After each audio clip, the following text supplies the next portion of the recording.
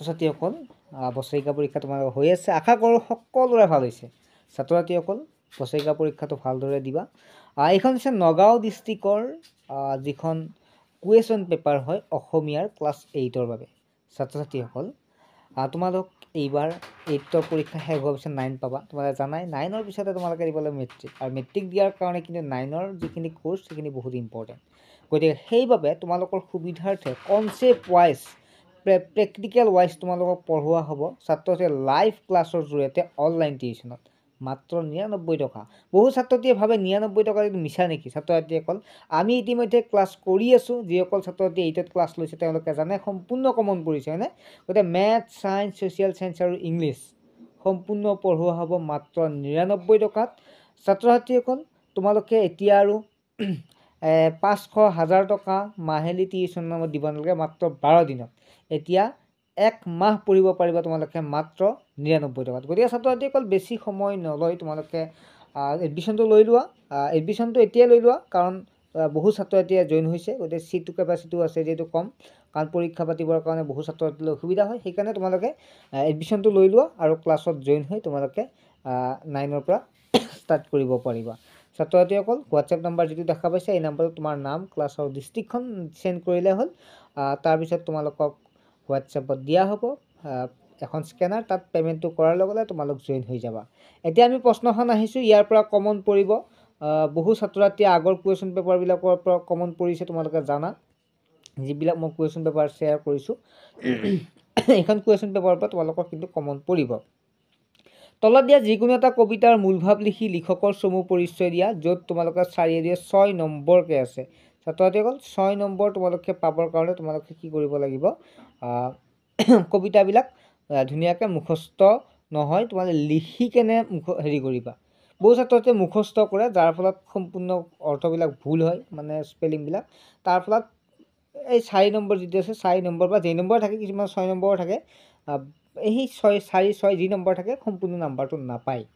2 number প্ৰশ্নটো আছে তলৰ অতি চমু উত্তৰ দিয়া। তোমালোকে জানাই এইবিলাক, মই আৰু প্ৰশ্নবিলাক উত্তৰবিলাক কৰি নাথাকোঁ। তোমালোকে যিটো আগৰ কুৱেশ্যন পেপাৰ এখনতো মই উত্তৰবিলাক দি দিছোঁ। গতিকে প্ৰতিমাৰ খনিকাৰ বুলি কাক কোৱা হয়? ৰামসিংহ কোন আছিল? শৰাইঘাট ৰণ কাৰ কাৰ মাজত হৈছিল? জন্মসূত্ৰে এনফ্ৰাক কোন সম্প্ৰদায়ৰ ছোৱালী আছিল?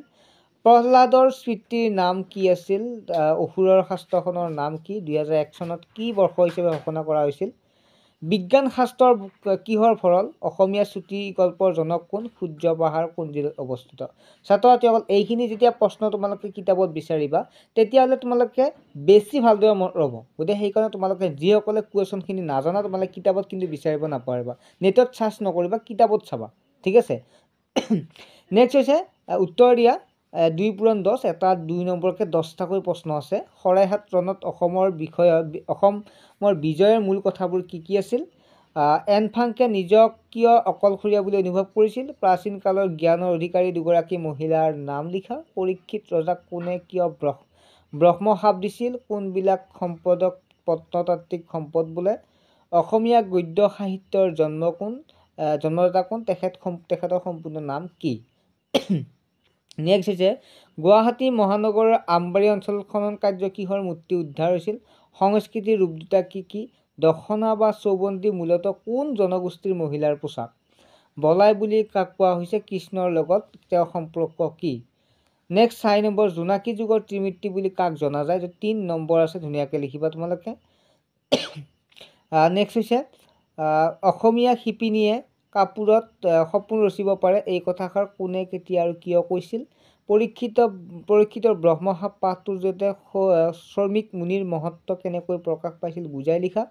তলৰ শব্দবোৰ আধুনিক অসমীয়াত লিখা। সাঁচি, চক্ষু, মাতন্ত। তাৰপিছত আছে এইটো 13 আছে। নেক্সট হ'ল প্ৰসংগ সংগতি দশাৰ ব্যাখ্যা কৰা, য'ত 4 নম্বৰকৈ আছে। যশোদা সুন্দৰী দেশন্তপ আছে, সমস্ত জগত গৰ্ভতে আছে। হোমী জাহাংগীৰ ভাৱাৰ সপোন কি আছিল? এই সপোনৰ কিয় ফলৱৰ্তী নহ'ল? সাধু কথা আৰু চুটি গল্পৰ মাজৰ পাৰ্থক্য বুজাই লিখা। এটা শব্দত প্ৰকাশ কৰা যি আনৰ ওপৰত নিৰ্ভৰ কৰে, একে গুৰু শিষ্য যাক দেখা নাযায়। সাহস নথকা মানুহ শিলত কটা শিল্পক কি বুলি কোৱা হয়? তোমালোকে গ্ৰামাৰখন চাবা, গ্ৰামাৰখন উলিয়াবা, এটাৰ লগত আন এটা প্ৰশ্ন তোমালোকে দেখা পাবা আৰু মনত ৰ'ব, ঠিক আছে? সদায় মোবাইলতে সকলো চাৰ্চ কৰি চোৱাটো প্ৰয়োজন নহয়। মই ভাবোঁ মোবাইলত চাৰ্চ কৰি নাচাবা, এইকেইটা তোমালোকে কিতাপত চাবা। সন্ধি ভাঙা আৰু পতা, পৰীক্ষা, নাবিক, নৰেন্দ্ৰ, উচ্চাৰণ আৰু বিদ্যালয়। তাৰপিছত নেক্সট আছে 13 নম্বৰ বিশেষণলৈ, বিশেষৰ পৰা বিশেষণলৈ নিয়ে 2 নম্বৰ আছে। গাঁও, ইতিহাস, ঘৰ, শৰাইহাট। সমাৰ্থক শব্দ টোপনি, পৃথিৱী, সন্যাসী, বাগিচা। প্ৰত্যয় ভাঙা আৰু পাতা, গাঁৱলীয়া, কপাহী, নলিয়াল, ৰঞ্জুগোৱা। ভাৱ সম্প্ৰসাৰণ কৰা যিকোনো এটা, ৰাইজে নখ জোকালে নয় বয়, মন চৈ কৰিলে চন, বা কৰি মাটিতে ধন। বিপৰীত শব্দ বুজোৱা অৰ্থ লিখা, অৰ্থ বুজোৱা শব্দ লিখা, হাঁহি, ধ্বংস, প্ৰজা, প্ৰশংসা। তলত দিয়া যিকোনো এটা বিষয়ে ৰচনা লিখা। তুমি পঢ়া বিদ্যালয় মোবাইল ফোন উপকাৰিতা অপকাৰিতা। তুমি ভালপোৱা এখন ভ্ৰমণ কাহিনী, ভালপোৱা এটা ভ্ৰমণ কাহিনী, পুথিভঁৰাল। আৰু 19 নম্বৰ আছে পঠন য'ত শ্ৰুতলিপি লিখন, বা তেনেকুৱাকৈ তোমালোকৰ থাকে মানে ইণ্টাৰনেল এছেছমেণ্ট হিচাপে টোটেল 10 নম্বৰ থাকে। SR এডুকেশ্যন, ঘৰতে অধ্যয়ন, অনলাইন টিউশ্যন। সময় আৰু কষ্ট ৰাহি কৰক, অনলাইন শিক্ষা গ্ৰহণ কৰক। ছাত্ৰ ছাত্ৰীসকল সময়ৰ সৈতে আগবাঢ়িবৰ কাৰণে, কম পইচাত পঢ়িবৰ কাৰণে অনলাইন ব্যৱস্থা আহি গৈছে। বিষয়সমূহ বিজ্ঞান, গণিত, ইংৰাজী আৰু সমাজ বিজ্ঞান। ছাত্ৰ ছাত্ৰীসকল ক্লাছ 6ৰ পৰা 10 লৈকে অনলাইন টিউশ্যনৰ বাবে যোগাযোগ কৰক 9394628219। এতিয়া কেৱল SR এডুকেশ্যন ছাত্ৰ ছাত্ৰীৰ ভৰসা, কিয়নো ইমান কম খৰচত পঢ়িব পাৰিবা, য'ত তোমালোকক প্ৰেক্টিকেল ৱাইজ পঢ়োৱা হ'ব, লাইভ পঢ়োৱা হ'ব, কুৱেশ্যন এনচাৰ দিয়া হ'ব। তোমালোকৰ লগতে তোমালোকে নোটছ কিনিব নালাগে, সম্পূৰ্ণ নোটছ SR এডুকেশ্যনৰ পৰা প্ৰভাইড কৰা হ'ব। ছাত্ৰ ছাত্ৰীসকল হোৱাটছএপ নম্বৰটো যিটো দেখা পাইছা 9394628219 নম্বৰত SMS কৰা আৰু সুবিধা লাভ কৰা। বহু বেছি দেৰি নকৰিবা, পাৰিলে সোনকালে আজি এডমিশ্যনটো লৈ লোৱা। ঠিক আছে, বাই।